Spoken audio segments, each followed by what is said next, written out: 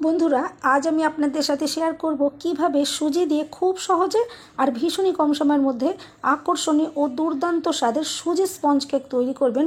তারই একটা অসাধারণ রেসিপি। সম্পূর্ণ ভিডিওটা দেখতে থাকুন। প্রতিদিনের মতো আজকের রেসিপিটাও আপনাদের খুবই পছন্দ হবে। রেসিপিটা ভালো লাগলে লাইক, শেয়ার, কমেন্ট করতে ভুলবেন না। আর চ্যানেলটা সাবস্ক্রাইব করে আমার পাশে থাকার অনুরোধ রইল। দেখে নেওয়া যাক আমার আজকের রেসিপিটা। নমস্কার বন্ধুরা, আমি পাপড়ি পদ্মাবতী ফুড ক্রিয়েশনে আপনাদের সবাইকে স্বাগত। সুজি স্পঞ্জ কেক তৈরি করার জন্য আমি এখানে 1 প্যাকেট সুজি নিয়েছি। এখানে 200 গ্রাম সুজি রয়েছে। আমি একটা বোলের মধ্যে নিয়ে নিলাম। এরপর এখানে স্বাদের জন্য আমি একটু নুন দিয়ে দিলাম। যে কোনো মিষ্টি আইটেমে একটু নুন দিলে দেখবেন তার টেস্ট কিন্তু খুবই সুন্দর হয়। আমি এখানে একটু স্বাদ মতো নুন দিয়ে দিয়েছি। এরপর আমি এখানে দিয়ে দিলাম 3 চামচ চিনি। আর এরপরে শুকনো উপকরণ আমি একটু ভালো করে চামচ দিয়ে একটু মিশিয়ে নেব। এভাবে নাড়াচাড়া করে আমি একটু মিশিয়ে নিলাম।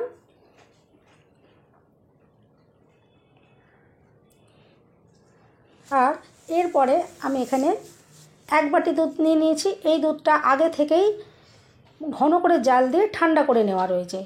এই দুধটা দিয়ে আমি সুজিটাকে মেখে নেব।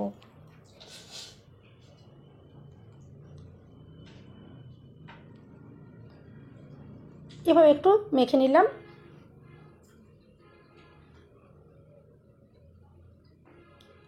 আর ঠিক এরকম ঘনত্বের করেই মেখে নেবেন। সামান্য দুধটা যদি একটু কম বেশিও হয় সেক্ষেত্রে কিন্তু কোনো অসুবিধা নেই, কিন্তু খুব একটা কম বা খুব একটা বেশি যাতে না হয়। এভাবে একটু মেখে নিলাম। এরপরে 15 মিনিটের জন্য আমি এটা রেস্টে রেখে দেবো। যে কোনো সুজির আইটেম একটু রেস্টে রেখে দিতে হয়, কারণ সুজিটা একটু জলে ভিজে যাতে ফুলে উঠতে পারে। এখানে দুধে ভিজে সুজিটা ফুলে উঠবে। আমি 15 মিনিটের জন্য এভাবে চাপা দিয়ে রেখে দিয়েছিলাম। 15 মিনিট হয়ে গেছে। আমি এবার চাপাটা খুলে নেব। আর দেখুন সুজি দুধ সোপ করে কতটা ফুলে উঠেছে। এরপর আমি একটু চামচ দিয়ে আবার একটু মেখে নিচ্ছি। আর কেকগুলো যাতে খুবই সুন্দর টেস্ট হয় সেই জন্য আমি এখানে দিয়ে দেব 2 চামচ গুঁড়ো দুধ। আপনারা চাইলে কিন্তু নাও দিতে পারেন, কিন্তু আমি বলবো দিলে পরে টেস্ট খুব ভালো হবে।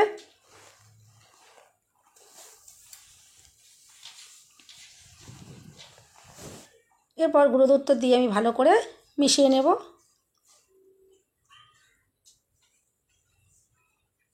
এখানে অল্প একটু জল অ্যাড করে আমি মিশিয়ে নেব, কারণ ব্যাটারটা অনেকটাই যেহেতু গাঢ়, এখানে অল্প একটু জল অ্যাড করে আমি ভালো করে মিশিয়ে নেব।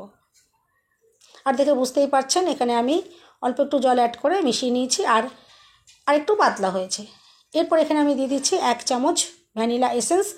ভ্যানিলা এসেন্সের পছন্দ যদি না হয় এর এসেন্সটা, সেক্ষেত্রে কিন্তু আপনারা এখানে চকলেট এসেন্স বা অরেঞ্জ এসেন্সও ব্যবহার করতে পারেন। আর এগুলো যদি ঘরে না থাকে সেক্ষেত্রে কিন্তু আপনারা এলাচের গুঁড়োও দিতে পারেন। সেক্ষেত্রে তাতেও কিন্তু কেকগুলো খুবই টেস্টি তৈরি হবে। এরপর ভালো করে আমি একটু মিশিয়ে নিলাম। এরপর সুন্দর একটা যাতে কালার তৈরি হয় তার জন্য আমি এখানে 2 থেকে 3 ড্রপ মতো ইয়েলো ফুড কালার দিচ্ছি। এটা কিন্তু সম্পূর্ণ অপশনাল, আপনারা চাইলে কিন্তু নাও দিতে পারেন। একটু দেখতে সুন্দর হবে বলে আমি এখানে ইউজ করলাম। আর আপনারা পছন্দ না করলে নাও দিতে পারেন। এতে কিন্তু টেস্টের কোনো হেরফের হবে না, শুধু দেখার সৌন্দর্যের জন্য আমি এখানে ব্যবহার করেছি।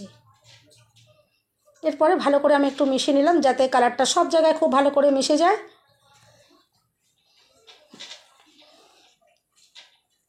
এভাবে আমি মিশিয়ে নিয়েছি। আর এরপরে আমি এখানে নিয়ে নেব 1 প্যাকেট ইনো।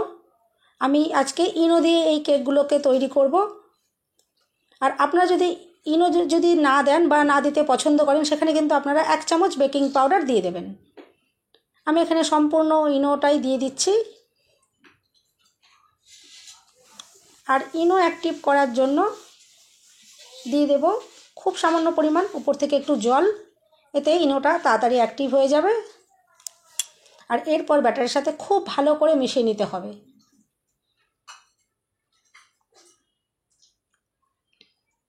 যাতে ব্যাটারের সাথে খুব ভালোভাবে মিশে যায়, আমি এটা ভালো করে মিশিয়ে নিলাম।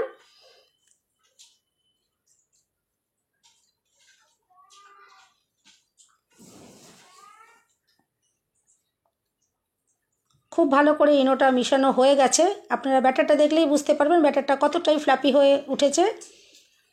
এখন কেক তৈরির জন্য ব্যাটারটা কিন্তু একদম পারফেক্টভাবে রেডি হয়ে গেছে। আর ঘনত্বটা আপনারা দেখে বুঝতেই পারছেন আমি কীরকম ঘনত্বের এখানে ব্যাটারটা রেডি করেছি।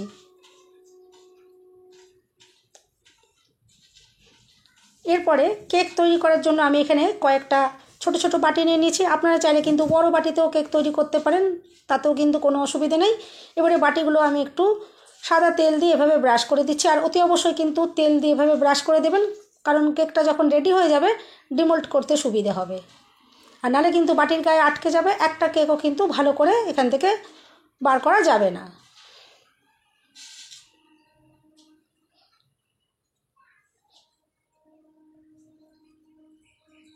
এরপরে বাটিগুলোতে আমি ব্যাটার দিয়ে ভরে নেব।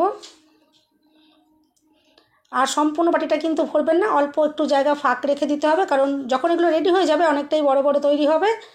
আমি অল্প একটু জায়গা ফাঁক রেখে ব্যাটারগুলো ভরে নিচ্ছি।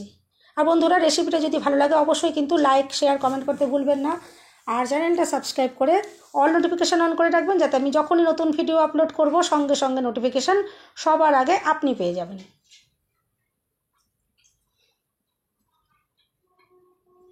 এভাবে দেখুন প্রত্যেকটা বাটি আমি রেডি করে নিচ্ছি। আর এরপর গ্যাসে আমি একটা গামলি আগে থেকে থালা চাপা দিয়ে 5 মিনিট আমি ভালো করে গরম করে নিয়েছি। আর ভেতরে একটা স্ট্যান্ড দিয়ে নিয়েছি। আর এরপরে স্ট্যান্ডের উপরে আমি এই রেডি করে রাখা বাটিগুলোকে একে একে বসিয়ে দেব।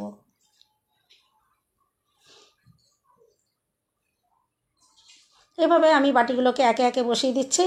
আপনারা চাইলে কিন্তু এভাবে হাত দিয়েও বসাতে পারেন, বা হাতে দিয়ে করতে যদি অসুবিধা হয় সেক্ষেত্রে কিন্তু আপনারা সাঁড়াশি দিয়ে ধরেও কিন্তু বাটিগুলোকে খুব ইজিলি বসিয়ে দিতে পারেন, সেক্ষেত্রেও কিন্তু কোনো অসুবিধে নেই। সাঁড়াশি দিয়েও আপনারা কিভাবে বসাবেন সেটাও আমি দেখিয়ে দিচ্ছি। আমি দুটো বাটি সাঁড়াশি দিয়ে এভাবে বসিয়ে নেব।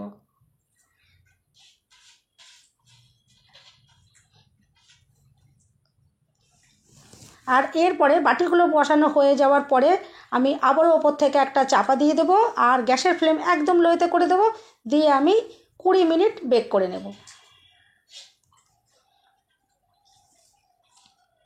20 মিনিটেই কিন্তু কেকগুলো একদম রেডি হয়ে যাবে। দেখুন 20 মিনিট হয়ে গেছে, আর কেকগুলো কতটা ফুলে ফুলে বড় বড় হয়ে গেছে আমি একটা কাঠি দিয়ে চেক করে দেখে নিচ্ছি। দেখুন কাঠিটা একদম ক্লিন এসেছে, তার মানে কেকগুলো একদম পারফেক্টভাবে রেডি হয়ে গেছে। এরপরে আমি এগুলোকে বার করে নেব আর ঠান্ডা করে আমি আপনাদেরকে দেখাবো। এখন এগুলো একদম ঠান্ডা হয়ে গেছে।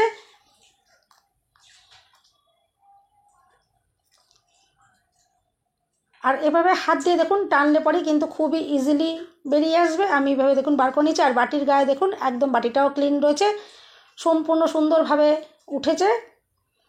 আমি প্রত্যেকটা বাটির থেকে এভাবে দেখুন কেকগুলোকে বার করে নিচ্ছি। আর যেমন সুন্দর দেখতে তেমনি কিন্তু খেতেও কিন্তু খুবই অসাধারণ। অবশ্যই কিন্তু আপনারা বাড়িতে এভাবে একবার ট্রাই করবেন, দেখবেন আপনাদের ভীষণই ভালো লাগবে। আর বন্ধুরা, রেসিপিটা ভালো লাগলে চ্যানেলটা সাবস্ক্রাইব করে আমার পাশে অবশ্যই থাকার অনুরোধ রইল। এরপর আমি একটা কেক ভেঙে এভাবে দেখিয়ে দিচ্ছি, দেখবেন ভেতর থেকে কতটা সুন্দর। আর দেখে বুঝতেই পারছেন কতটা তুলতুলে নরম তৈরি হয়েছে, স্পঞ্জি তৈরি হয়েছে। দেখুন ভেতরটাও কতটা সুন্দর তৈরি হয়েছে। সবাই সুস্থ থাকবেন, ভালো থাকবেন। দেখা হবে নেক্সট ভিডিওতে। ভিডিওটা শেষ পর্যন্ত দেখার জন্য সবাইকে রইল অসংখ্য অসংখ্য ধন্যবাদ।